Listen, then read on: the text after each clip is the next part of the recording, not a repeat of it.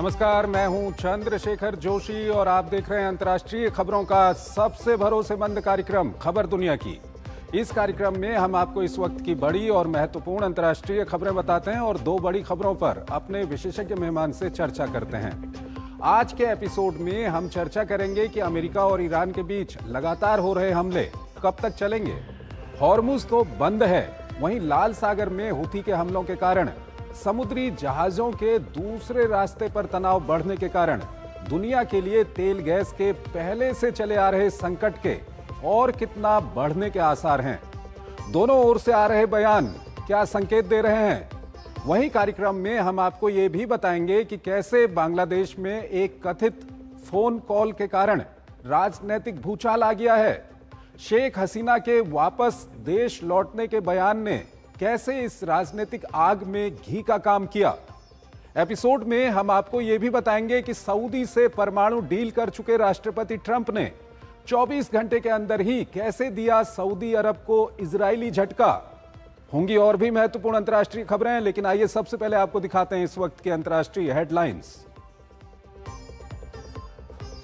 लगातार 13वें दिन अमेरिकी हमलों के जवाब में ईरान का खाड़ी देशों पर वार। बोले राष्ट्रपति ट्रंप, अब सबसे बड़े हमले की तैयारी, लेकिन अभी फैसला बाकी। ईरान की दो टूक, चुकानी होगी भारी कीमत।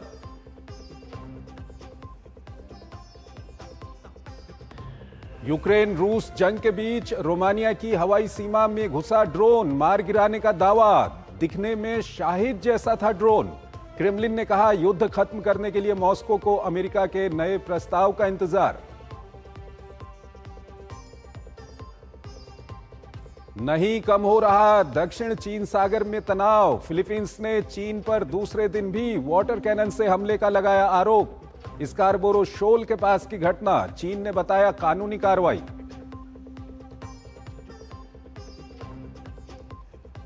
बांग्लादेश के राष्ट्रपति मोहम्मद शहाबुद्दीन ने दिया इस्तीफा। स्वास्थ्य कारणों के चलते त्यागपत्र। शेख हसीना के माने जाते थे करीबी। हसीना से संपर्क स्थापित करने का लगा था आरोप।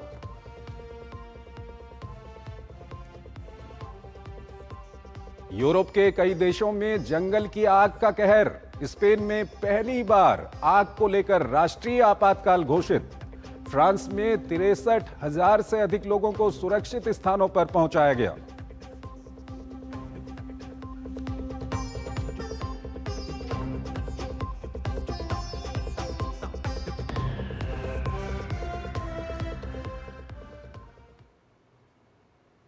और आइए आपको पहली बड़ी खबर की ओर लिए चलते हैं। पश्चिम एशिया में जंग का दायरा लगातार बढ़ता जा रहा है। अमेरिका और ईरान के बीच हमलों का सिलसिला अब नए मोर्चों तक पहुंच गया है। राष्ट्रपति ट्रंप ने ईरान को कड़ी चेतावनी देते हुए बड़े सैन्य अभियान के संकेत दिए हैं। ऐसे में सवाल यही है, क्या ये टकराव अब पूरे क्षेत्र को एक बड़े युद्ध की तरफ धकेल रहा है? आइए इस पर आपको एक खास रिपोर्ट दिखाते हैं और फिर इस पर अपने विशेषज्ञ मेहमान से हम चर्चा करेंगे।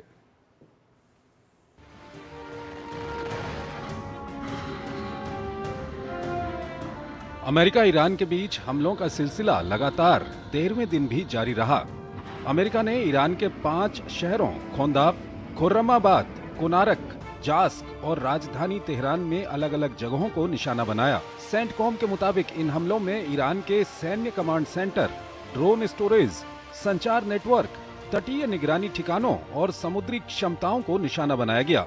पलटवार करते हुए ईरान ने जॉर्डन, बहरीन और कुवैत में अमेरिकी ठिकानों को निशाना बनाने का दावा किया है। दोनों देशों के बीच संघर्ष हॉर्मुज से निकलकर लाल सागर में बाब अल मंदेब की तरफ बढ़ता हुआ दिखाई दे रहा है। सऊदी अरब के 2 तेल टैंकरों पर हुए हमले के बाद राष्ट्रपति ट्रंप ने अपने तेवर कड़े कर लिए हैं। उन्होंने ईरान से दो टूक कह दिया है कि यमन के हुती समूह को रोको, वरना इसका खामियाजा तेहरान को ही भुगतना पड़ेगा। अब से किसी भी जहाज, उसके कार्गो या उससे जुड़ी संपत्ति को नुकसान होने पर उसका हर्जाना अमेरिका के नियंत्रण में मौजूद ईरानी फंड से दिया जाएगा। ट्रंप ने कहा कि ये व्यवस्था अगली सूचना तक लागू रहेगी।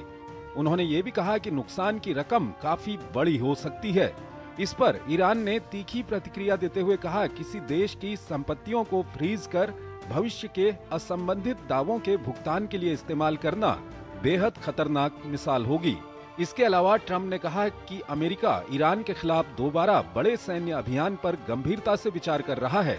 उन्होंने कहा कि प्रस्तावित कार्रवाई ऑपरेशन इपिक फ्यूरी के दौरान किए गए हमलों से भी ज्यादा बड़ी हो सकती है। हालांकि उन्होंने साफ किया कि अब तक इस पर अंतिम फैसला नहीं लिया गया। बताया जा रहा है कि इन हमलों के दौरान बिजली ग्रिड और दूसरे ऊर्जा संयंत्रों को निशाना बनाया जा सकता है। इस बीच ईरान के चीफ जस्टिस गुलाम हुसैन मोहसनी ने कहा है कि ईरान किसी भी हालत में अमेरिका के सामने नहीं झुकेगा। उन्होंने कहा कि अमेरिका और ट्रंप के सामने सिर्फ एक ही रास्ता है कि वो अपनी अनुचित मांगों को दरकिनार कर दें।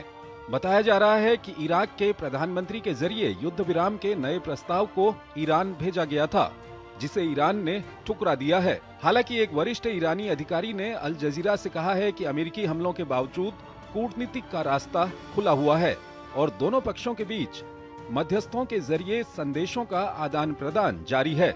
उधर यमन के हुती समूह के बाब अल मंदेब स्ट्रेट से सऊदी तेल की ढुलाई रोकने का ऐलान किए जाने के बावजूद सऊदी अरब का कच्चा तेल लेकर जा रहे 2 चीनी सुपर टैंकर सुरक्षित रूप से इस जलमार्ग को पार कर गए हैं।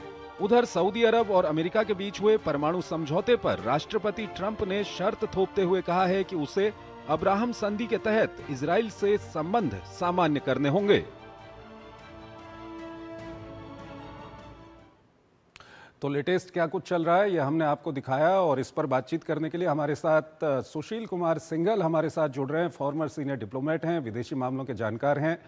सिंघल साहब, ताज़ा घटनाक्रम हमने अपनी रिपोर्ट में हमारे दर्शकों को दिखाया। सवाल यही है कि ईरान से जिस तरह के बयान आ रहे हैं या इस तरह की कुछ खबरें आ रही हैं कि क्या ईरान की सत्ता में किसी तरह का दो फाड़ हो गया है? IRGC एक तरफ है, अरागची, कालीबाफ ये एक तरफ हैं। क्या कुछ ऐसा हो गया ईरान में जिस तरह के बयानात आ रहे हैं और जिस तरह से इस युद्ध को लेकर के अलग अलग पक्ष वहां से निकल के आ रहा है? चंद्रशेखर जी, धन्यवाद एक तो आपको मेरे को बुलाने के लिए।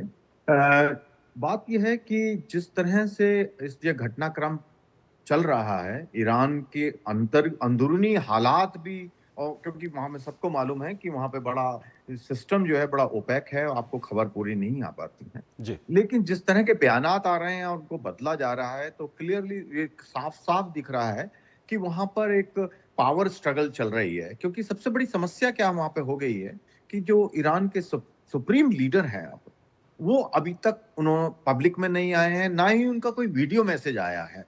केवल दो चार दफे उनके स्टेटमेंट आए हैं जिसको कहा गया है कि उन्होंने ये जारी किया है।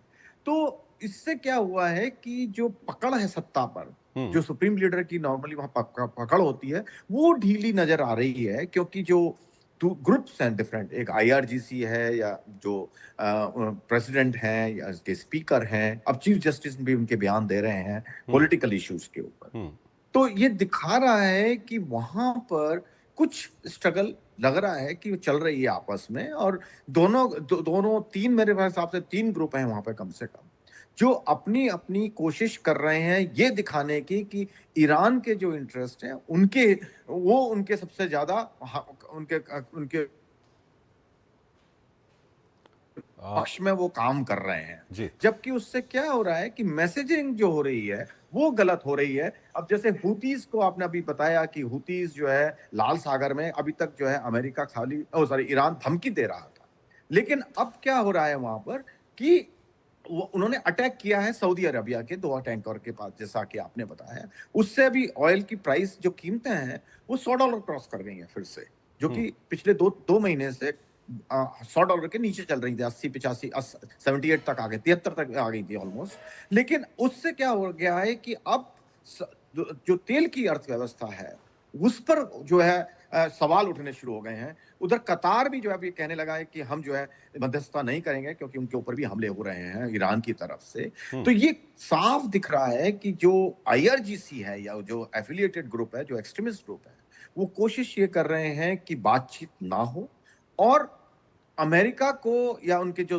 मित्र हैं, देश हैं गल्फ कंट्रीज में, उनके जो बेसिस हैं, उनको नुकसान ज्यादा से ज्यादा पहुंचाया जाए ताकि वो रिवर्स में उनके अमेरिका के ऊपर प्रेशर आए और वो अमेरिका की शर्तों को मान ले, जो कि अमेरिका प्रेसिडेंट ट्रंप नहीं मानने को इस वक्त तैयार हैं अभी तक। लेकिन उस तरह का वो रिवर्स साइकोलॉजी प्ले करने की कोशिश कर रहे हैं, जो कि बहुत खतरनाक गेम है मेरे विचार से, क्योंकि जो सोच है अमेरिकन जो ईरानियन साइड की कि हम जो है मुसीबत को अमेरिका से ज्यादा भुगत सकते हैं, जबकि अमेरिका ताकतवर बहुत ज्यादा है, सबको मालूम है, और ईरान की केवल न्यूसेंस वैल्यू है। लेकिन अगर वो बियॉन्ड पॉइंट उसको लेकर के जाएंगे तो उससे उनको नुकसान होगा।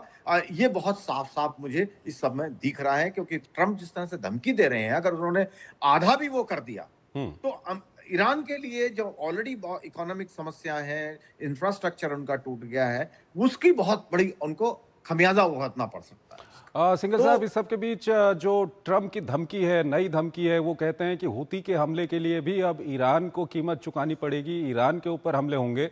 तो ये लाल सागर में जो हूती हमले वहां पर कर रहा है, ये इस पूरी सिचुएशन को क्या और बिगाड़ रहा है? बिल्कुल, ये क्योंकि बात अगर मैं कहूँ, फरवरी में जब लड़ाई शुरू हुई थी, उस वक्त से ये हूतीज का लाल सागर में जो वाटरवे को बंद करने का चल रहा था। धमकी ईरान भी धमकी दे रहा था, हूतीज भी धमकी दे रहे थे। लेकिन यह पहली बार ऐसा हुआ है अभी तक कि पिछले 4 महीने में कि हूतीज ने जो सऊदी अरब के जो 2 टैंकर्स हैं उन पर हमला किया है, उन्होंने धमकी दिया कि हम इस रास्ते को बंद कर देंगे। इसी की वजह से जो कीमतों में जो बढ़ावा हुआ है, तेल की कीमतों में एकदम बड़ा $10-12 $15 का एक साथ बढ़ावा आया है, क्योंकि अगर वो रास्ता भी बंद हो गया या वो भी जैसे स्टेट ऑफ हम्रूस का हालत है, अगर वो हालात वहां पे हो गए तो दुनिया में तेल की जो समस्या है वो और बढ़ने की संभावना है और कीमतें और बढ़ेंगी। तो इसमें कोई शक नहीं है, जो जिस तरह से प्रेसिडेंट ट्रंप, क्योंकि उनको भी मालूम है कि अगर ये हूतीज अगर वहां लाल सागर का रास्ता बंद कर देंगे तो उससे समस्या बढ़ेंगी, इसीलिए वो धमकी दे रहे हैं और ईरान को बोल रहे हैं कि भाई उनको आप हूतीज को कंट्रोल कीजिए,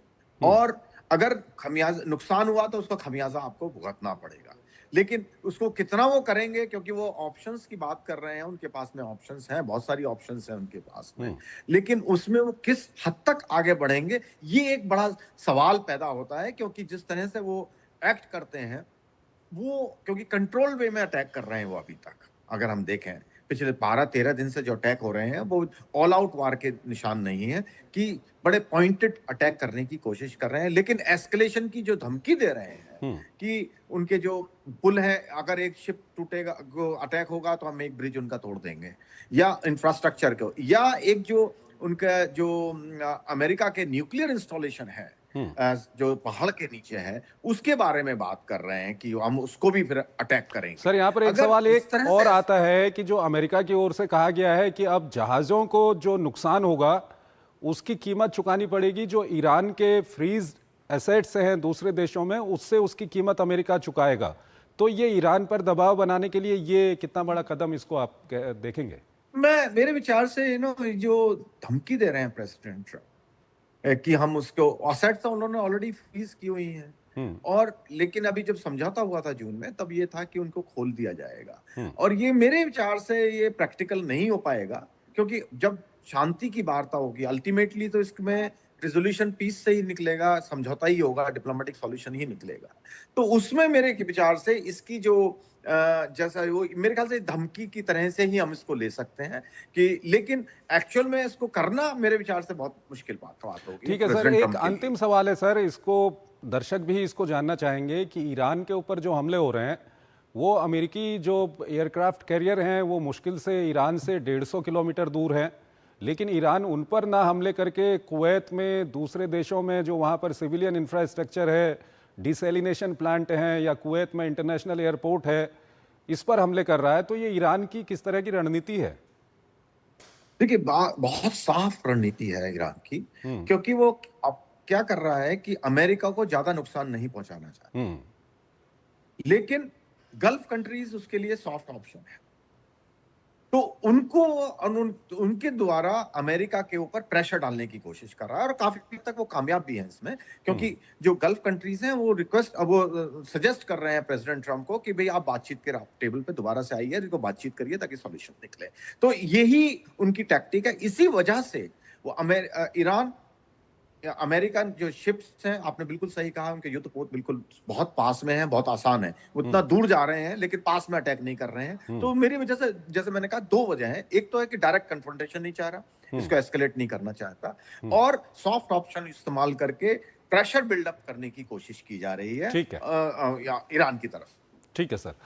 सर हमारे साथ बने रहिएगा, एक और महत्वपूर्ण खबर है उस पर अभी हम बातचीत करेंगे। एक छोटा सा हमको यहाँ पर ब्रेक लेना है, एक छोटा सा ब्रेक। भारत की सबसे बड़ी gold loan NBFC Muthoot finance से गोल्ड लोन लीजिए और फिर देखिए सोना क्या नहीं कर सकता। कॉल कीजिए 1-800-313-1212। मेरी पसंद, मेरी पसंद, मेरी पसंद, मेरी पसंद, हमारी पसंद। हम सबकी पसंद। मजबूत देश का मजबूत सरिया हो गया स्टील।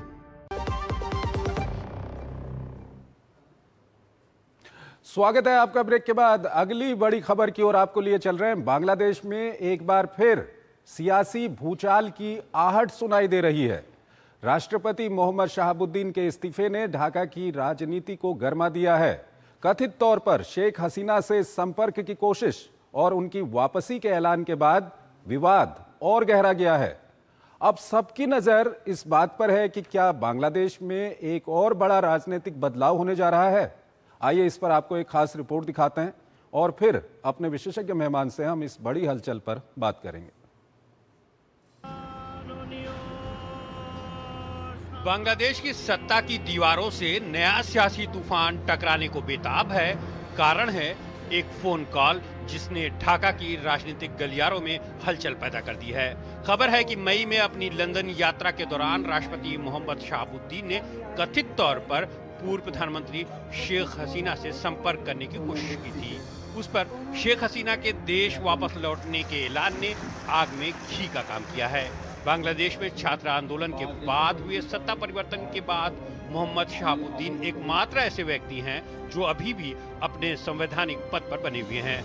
राष्ट्रपति के पद पर शहाबुद्दीन की नियुक्ति पूर्व प्रधानमंत्री शेख हसीना के कार्यकाल में हुई थी। राष्ट्रपति के इर्द गिर्द घूमते ताजा घटनाक्रम ने बीएनपी को अलर्ट कर दिया है। इस कथित बातचीत के बाद बीएनपी सरकार के भीतर राष्ट्रपति की निष्पक्षता को लेकर सवाल उठने लगे। इसके बाद शहाबुद्दीन के इस्तीफे की अटकलें तेज होने लगी, लेकिन आज उन्होंने अपना इस्तीफा संसद के स्पीकर को सौंप दिया। बताया जा रहा है कि शहाबुद्दीन ने सेहत का हवाला देते हुए ये कदम उठाया है।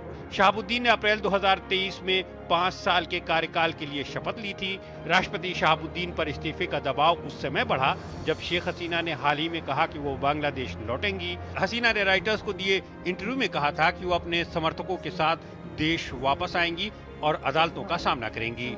शेख हसीना के सत्ता से हटने के बाद उनकी पार्टी अवामी लीग की राजनीतिक गतिविधियों पर प्रतिबंध लगा दिया गया। बांग्लादेश की अदालत ने उन्हें 2024 के आंदोलन के दौरान हिंसा के मामले में दोषी ठहराते हुए अनुपस्थिति में मौत की सजा सुनाई। कई बड़े नेताओं को गिरफ्तार किया गया, जबकि हसीना के करीबी माने जाने वाले राष्ट्रपति शहाबुद्दीन अंतरिम सरकार के दौरान भी अपने पद पर बने रहे। राष्ट्रपति शहाबुद्दीन ने पिछले साल भी संकेत दिए थे कि वो पद छोड़ना चाहते हैं। उन्होंने अंतरिम सरकार के फैसलों से अपमान महसूस करने की बात कही थी। उन्होंने ये भी कहा था कि वो चुनाव तक पद पर बने रहेंगे और अगली चुनी हुई सरकार को फैसला करने देंगे। संविधान के अनुसार राष्ट्रपति के इस्तीफे के बाद 90 दिन के भीतर चुनाव कराना होता है और तब तक स्पीकर कार्यवाहक राष्ट्रपति के तौर पर काम संभालेंगे। राष्ट्रपति शहाबुद्दीन के इस्तीफे को सिर्फ एक संवैधानिक नहीं बल्कि राजनीतिक बदलाव के प्रतीक के तौर पर भी देखा जा रहा है। सुशील कुमार सिंघल हमारे साथ जुड़े हुए हैं, फॉर्मर सीनियर डिप्लोमेट हैं, विदेशी मामलों के जानकार हैं, उनसे हम जानेंगे। सिंघल साहब, बांग्लादेश में ये क्या कुछ हो रहा है? ये देखिए, ये डेवलपमेंट जो हुआ है, ये जो एक तरीके से ये आगे जो क्या होने वाला है उसकी संभावना क्या है, किस दिशा में बांग्लादेश की राजनीति मोड़ लेगी, उसका एक उदाहरण है मेरे विचार से। क्योंकि सबको मालूम है कि प्रेसिडेंट शहाबुद्दीन जो पूर्व प्रधानमंत्री हैं शेख हसीना, उनके बहुत क्लोज हैं और जैसा कि अब कहा जा रहा है कि उन्होंने शायद बातचीत भी की, इससे उनके ऊपर प्रेशर बहुत बढ़ा जैसे कि आपने अपनी रिपोर्ट में ही बताया। अंतरिम जब मोहम्मद यूनुस की अंतरिम सरकार थी, उस समय भी उनके ऊपर दबाव डाला गया था, कोशिश की गई थी कि वो रिजाइन करें, लेकिन उस समय उन्होंने उसको प्रेशर को झेला और जो है रिजाइन करने से मना कर दिया था, जैसे वहां की रिपोर्ट भी आती है उसके बारे में। लेकिन अब जिस तरह से उन्होंने रिजाइन किया है, तो क्योंकि एक तो क्या है कि वहां बीएनपी की गवर्नमेंट है जिसको जो है जनता का समर्थन है, क्योंकि उनको इलेक्शन में वो जीत करके आए हैं, और पूर्व प्रधानमंत्री शेख हसीना ने अनाउंस किया है कि मैं वापस आऊंगी अपने सहयोगियों के साथ में और अदालत का सामना करूंगी, जबकि जब अंतरिम सरकार थी उस समय उन्होंने कोई इस तरह की कोई इच्छा जाहिर नहीं की थी। तो इससे दिखता है कि उनको लग रहा है कि उनकी जो पॉलिटिकल सिचुएशन है, स्ट्रेंथ है, वो अब जो है ज्यादा महत्वपूर्ण हो गई है, ज्यादा बढ़ गई है, जब बीएनपी की वहां पे सरकार वहां पे आ गई है। तो बीएनपी की सरकार को इससे बिल्कुल महसूस होगा कि भाई हमारे को इसके पॉलिटिकल जो है इम्प्लीकेशन है उनके लिए भी, क्योंकि वो उनके एक तो है कि जो मौत की सजा मिली है उसके वहां के कानून के हिसाब से उनको वहां देश में होना जरूरी है, तभी वो अपील हो सकती है। तो एक जो कानूनी पेच है उसके हिसाब से उनको बांग्लादेश में फिजिकली होने की आवश्यकता है, जो कि वो भी जानती हैं कि देर सवेर उनको आना पड़ेगा अगर उन्हें अदालत में अपनी अपील करनी है, तो उनको राइट है उसका अपील का, तो वो भी एक उनको फायदा होने वाला है। और इसके जो पॉलिटिकल फायदा उठाना चाह रही हैं वो इस वक्त, तो बीएनपी की सरकार जो है वो कोशिश ये कर रही है कि जो शेख हसीना का समर्थन है वो कम से कम वहां पर हो, और वो नहीं चाहेंगे कि वहां के जो राष्ट्रपति इस वक्त हैं वो उनके करीबी शेख हसीना के करीबी रहे, वो करीबी लोग रहे। अब नए, जैसा कि आपने कहा कि वहां स्पीकर बनेंगे और 90 दिन के अंदर इलेक्शन होंगे, बहुत मेरे ख्याल से साफ दिख रहा है कि जो बीएनपी के समर्थक हैं वो उनके जो नॉमिनेटेड होंगे उनको संभावना है कि उनके वो राष्ट्रपति बने, ताकि वो संवैधानिक रूप से बीएनपी की पोजीशन जो है स्ट्रांग हो जाए। तो सर, यहाँ पर एक बहुत सवाल यह आता है कि जब जो बांग्लादेश के कानून के हिसाब से सजा याफ्ता शेख हसीना हैं, वो जब वापस जाएंगी बांग्लादेश में, तो क्या वो बीएनपी की सरकार के लिए कोई परेशानी वहां पर खड़ी कर सकती हैं? किस तरह का उनका अभी वहां पर समर्थन है? देखिए, बात यह है कि लोग कह रहे हैं कि भाई वहां बैन हो गई है अवामी लीग, तो उनका कोई वजूद नहीं रह गया है। हमें यहाँ लोग वो भूल जाते हैं कि अवामी लीग की सरकार रही है वहां, 15 साल से सरकार थी, और अवामी लीग पार्टी है जिसने बांग्लादेश को आजादी दिलाई थी। तो उनकी जो पकड़ है वहां पर, जनता में जो पकड़ है वो बहुत तेज पकड़, बहुत स्ट्रांग पकड़ है। बैन लगाने से वो पकड़ खत्म नहीं हो जाती। और हम देख भी रहे हैं कि जब से बीएनपी की सरकार आई है, बल्कि उससे पहले भी, की ऑफिस खोलने की कोशिश की है और वहां पर जो आंदोलन भी हो रहे हैं, तो वो दिखा रहा है कि अवामी लीग पार्टी की पकड़ आम जनता में अभी भी है। अब ये परसेंटेज तो मैं नहीं कहूंगा कि कितने परसेंट है, लेकिन पकड़ उनकी है। तो बीएनपी की सरकार को ठीक है, बिल्कुल पॉलिटिकल उन्हें दिख रहा है कि क्राइसिस पैदा हो सकता है। सिंघल साहब, बहुत बहुत शुक्रिया आपका, आप हमारे इस कार्यक्रम में जुड़े और दोनों ही विषयों पर आपने अपना महत्वपूर्ण विश्लेषण हमारे दर्शकों के सामने रखा। इसी के साथ अंतर्राष्ट्रीय खबरों के हमारे इस खास कार्यक्रम को हम यहीं पर समाप्त करते हैं, लेकिन जाते जाते आपको छोड़ जाते हैं आज की कुछ और बड़ी और महत्वपूर्ण अंतर्राष्ट्रीय खबरों के साथ। आप इन खबरों को देखिए और हमारी पूरी टीम को इजाज़त दीजिए। नमस्कार।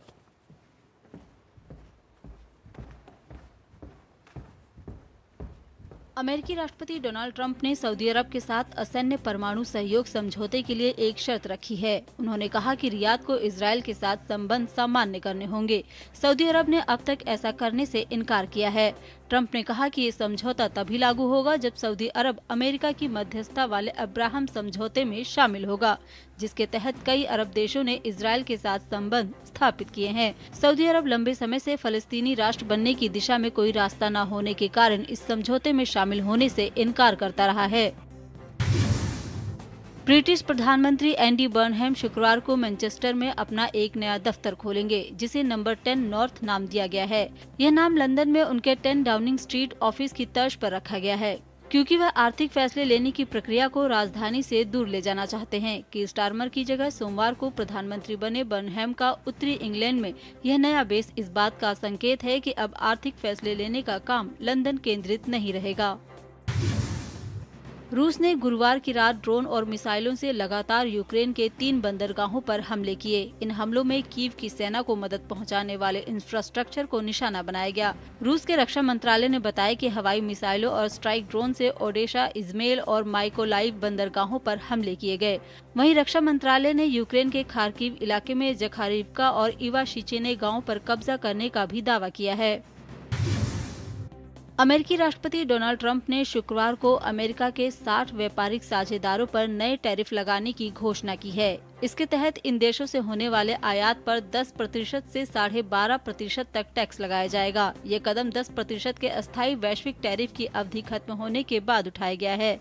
इससे पहले अमेरिकी सुप्रीम कोर्ट ट्रंप के 10 से 50% तक के पारस्परिक टैरिफ को रद्द कर चुका है।